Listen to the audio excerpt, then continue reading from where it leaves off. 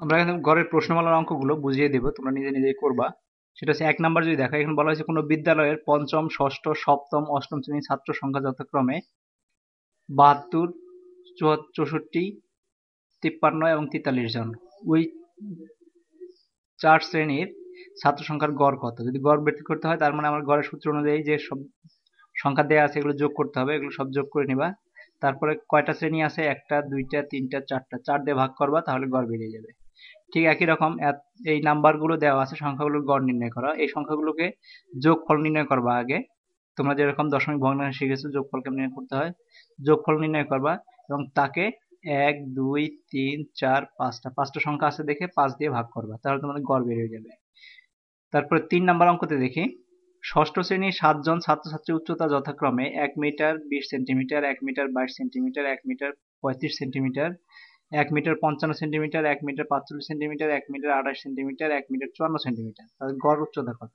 তার মানে 7 জন ছাত্রছাত্রী আছে, তাদের সব উচ্চতাগুলোকে যোগ করবা। 1 মিটার 20 সেন্টিমিটার যোগ 1 মিটার, এই যোগ সব যোগফল বের করে তাকে 7 দিয়ে ভাগ করলেই তোমাদের গড় উচ্চতা বেরিয়ে আসবে। এটাই রেজাল্ট। 4 নাম্বারটা দেখি, 10টি রাস্তার দৈর্ঘ্য যথাক্রমে, 10টা রাস্তা তার যথাক্রমে এত মিটার, এত মিটার, এত মিটার, এত মিটার, এত মিটার, এত মিটার, এত মিটার, এই মিটার, মিটার, মিটার।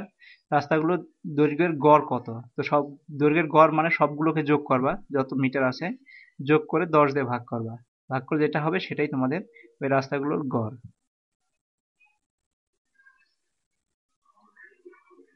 5 নাম্বার অঙ্ক দেখি, জুলাই মাসের দৈনিক বৃষ্টিপাতের গড় এত সেন্টিমিটার, ওই মাসের বৃষ্টিপাতের পরিমাণ কত? তার মানে হচ্ছে জুলাই মাসের দৈনিক বৃষ্টিপাতের গড় হচ্ছে এত সেন্টিমিটার, ওই মাসের বৃষ্টিপাতের পরিমাণ কত? এখানে তোমার মোট বলতে হবে জুলাই মাস। জুলাই মাসটা হচ্ছে 31 দিনে, তার মানে প্রতিদিন 31, জুলাই মাস হলো 31 দিনে, তার মানে 31 দিয়ে এতকে গুণন করলে তোমার বৃষ্টিপাতের পরিমাণটা বের হয়ে যাবে। কারণ আমরা জানি যে নাম্বার অফ সংখ্যা এবং গড়টাকে গুণন করলে সমষ্টি বেরিয়ে আসে। জুলাই মাস 31 দিনে, তার মানে 31 গুণন 0.65 করলে যেটা আসবে সেটাই তোমাদের বৃষ্টিপাতের পরিমাণ। 6 নাম্বার দেখি, একটি পাঠাগারে 7টি আলমারির 6টিতে যথাক্রমে, 7টা আলমারি আছে তার 6টাতে এতটি এতটি এতটি এতটি বই আছে। 7টি আলমারিতে গড়ে 184টি বই আছে। সপ্তম আলমারিতে কয়টি বই আছে? আমাদের এখানে 7টা আলমারির গড় দেয়া আছে, আমাদের টোটাল বইয়ের সংখ্যা বের করতে হবে। 7 গুণন 148।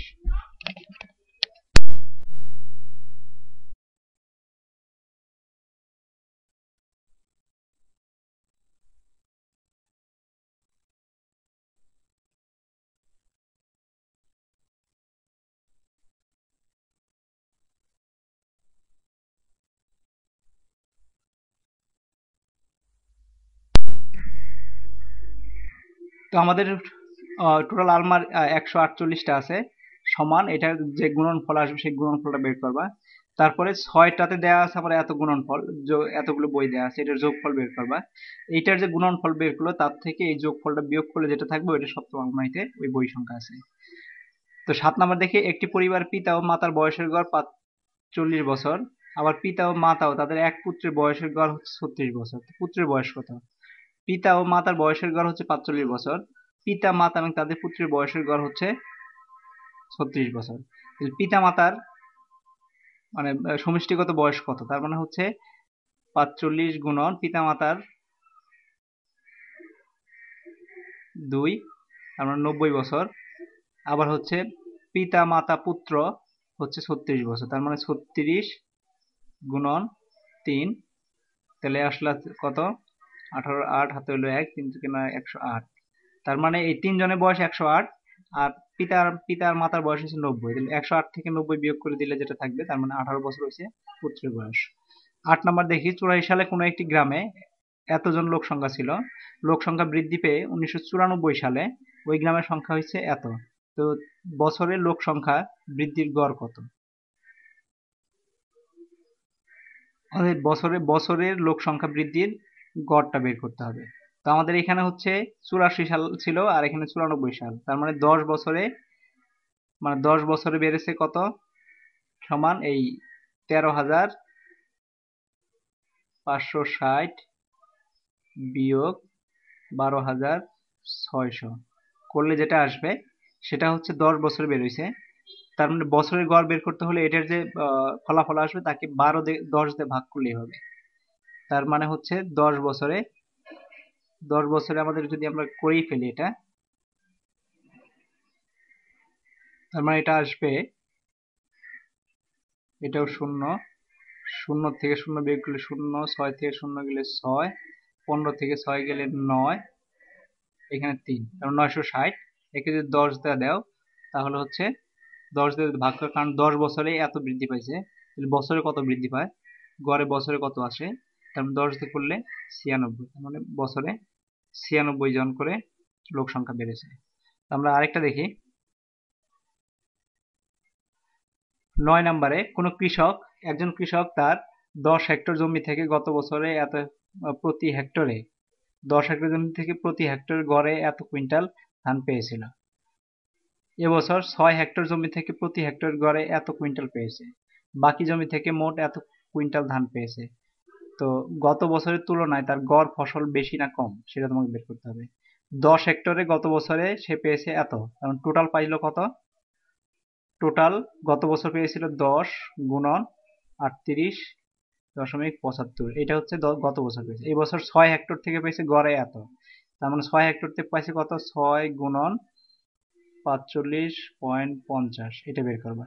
আর বাকি জমি থেকে পাইছে এত কুইন্টাল, এটার যে গুণফল আসবে ওইটার সাথে 120 যোগ করে দিবা, 120.50 যোগ করে দিবা, দিলে যদি সেটা দেখো যে এইটার চাইতে এই গুণফলের চাইতে বড়, তাহলে গত বছর না এই বছর সে বেশি ফসল পেয়ে যাবে। তো আমরা দেখি আরেকটা, একটা বিদ্যালয়ে ষষ্ঠ শ্রেণীতে 30 জন ছাত্রের গড় উচ্চতা এত, কমপক্ষে 14 জনের গড় উচ্চতা,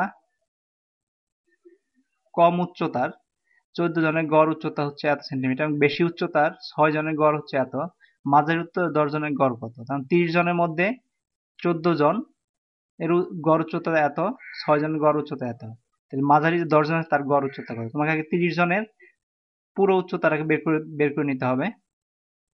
গড় উচ্চতা হচ্ছে এত, 30 জনের, তাহলে 30 গুণন 147 বের করতে হবে। তো সব উচ্চতা পাবা, তারপরে বের করতে হবে কম উচ্চতার 14 যোগফল কত আসবে, 14 গুণন 145, এটা বের করবা। তারপরে 6 জনে বের করবা, 6 গুণন 152, এই দুইটা এই গুণফল আর এই গুণফল যোগ করবা, করে এটার গুণফল থেকে বিয়োগ করে দিবে, টোটালটার গুণফল থেকে বিয়োগ করে দিবে, যেটা আসবে সেটা হচ্ছে 10 জনের মোট উচ্চতা। তার মানে ওই বিয়োগ ফলকে আবার 10 দিয়ে ভাগ করলে 10 জনের গড় উচ্চতা বেরিয়ে আসবে।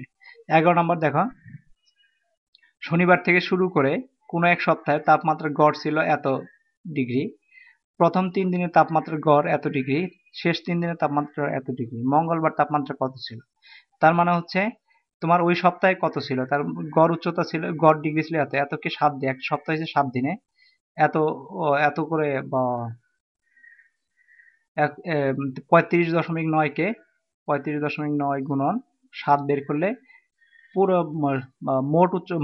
মোট তাপমাত্রা কত ছিল 7 দিনে সেটা বেরিয়ে আসবে।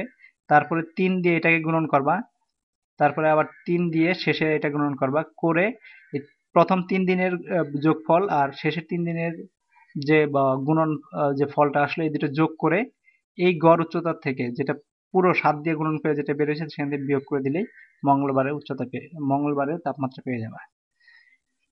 12 নাম্বার দেখি, কোনো বিদ্যালয়ে একটি শ্রেণীর 25 জন ছাত্রের বয়সের গড় 12 বছর, 25 জনের বয়সের গড় 12 বছর, ওই শ্রেণীতে 14, 15 এবং 21 বছর বয়সের 3 জন নতুন ছাত্র ভর্তি হলো, ওই শ্রেণীতে বর্তমানে ছাত্রদের গড় কত হবে। তাহলে মানে হচ্ছে প্রথমে আগে তুমি বের করে নিবা 25 জনের মোট বয়স কত, 12 দিয়ে গুণ করবা, গুণ করলে যে গুণফল আসবে সেটা লিখবা, তারপরে লিখবা তার সাথে যোগ করে দিবা যে গুণফল আসবে। তাহলে আমরা 5 × 60 শূন্য হাতে হলো 6, 12 × 24 আর 6 300, তার সাথে আর 3 জন ভর্তি হলো, তার মানে 14 যোগ 15 যোগ 21, তাহলে যোগফল কত আসবে? 5 4 9 আর হচ্ছে 1 হচ্ছে 10-এর শূন্য হাতে হলো 1 3 4 5 5 আর হচ্ছে 3 350। তাহলে এটা হচ্ছে নতুন ছাত্র যোগ হওয়ার জন্য মোট বয়স আসলে। একে যদি তুমি মোট 3 জন, আগে ছিল 25, আগে হলো 3 জন, তাহলে 25 আর 3 হচ্ছে কত? 27। 27 দিয়ে ভাগ করো তাহলেই আসবে। একবার থাকে 8, 80-তে যাবে, 80-80-র মধ্যে 27 যাবে, যত যে ফ্র্যাকশন আসবে 80-র মধ্যে 27 যাবে 2 বার। 27 দুগুণে, এটা তোমরা ভাগ করে কাজ করে নিবা।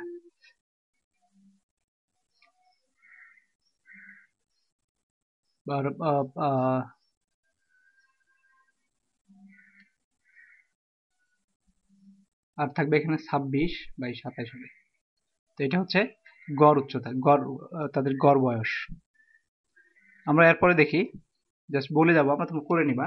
একটি যন্ত্রাংশ তৈরি কারখানায় 5 মাসে যথাক্রমে এত এত এত এত যন্ত্রাংশ তৈরি হয়। প্রথম 5 মাসে উৎপাদন গড় কত? তার মানে এগুলো যোগ করে দিয়ে 5 দিয়ে ভাগ করলে উৎপাদন গড় পাবে। তাহলে ওই হারে কারখানায় বার্ষিক উৎপাদনের পরিমাণ কত হবে? ওই হারে যদি হয় যে গড়টা পেলে গড়ের সাথে বার্ষিক উৎপাদন মানে হচ্ছে গড় গুণন 12, বার্ষিক মানে হচ্ছে 1 বছর 12 মাস, গড় গুণন 12 করলেই তোমার ফলাফল পেয়ে যাবে। 14 নাম্বার, ক খ এর গড় আয় এত টাকা, খ ও গ এর গড় আয় এত টাকা, ক ও গ এর গড় আয় এত টাকা। ক খ গ প্রত্যেকের আয় কত? তার মানে এইখানের গড় আয়, লিখবো ক আর খর গড় আয় হচ্ছে এত টাকা, তার মানে টোটাল আয় হচ্ছে 550 গুণন 2, আর খ আর গ এর মোট আয় হচ্ছে 535 গুণন 2, আর খ এবং গ এর মোট আয় হচ্ছে 520 গুণন 2 দিয়ে এগুলোকে যোগ করে ফেলবা। তোমার আসবে এখানে হচ্ছে, ধরো তোমার আসতেছে 1010 যোগ এইটা 1070 যোগ 1040, এটাকে যোগ করে দিয়ে তাকে ভাগ করবা কি দিয়ে? এখানে দেখো সবগুলো 2 2 2, 6 দিয়ে ভাগ করলেই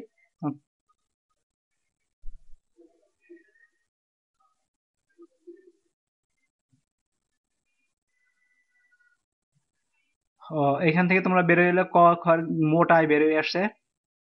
খ এবং গ এর মোট আয় হচ্ছে এত টাকা। এখানে দেখো তোমার ক এবং গ এর গড় আয় হচ্ছে এত টাকা, মোট আয় আসতেছে আমাদের এত টাকা। তার মানে হচ্ছে এইখান থেকে তোমার এই যে টাকাটা আছে, এই টাকার থেকে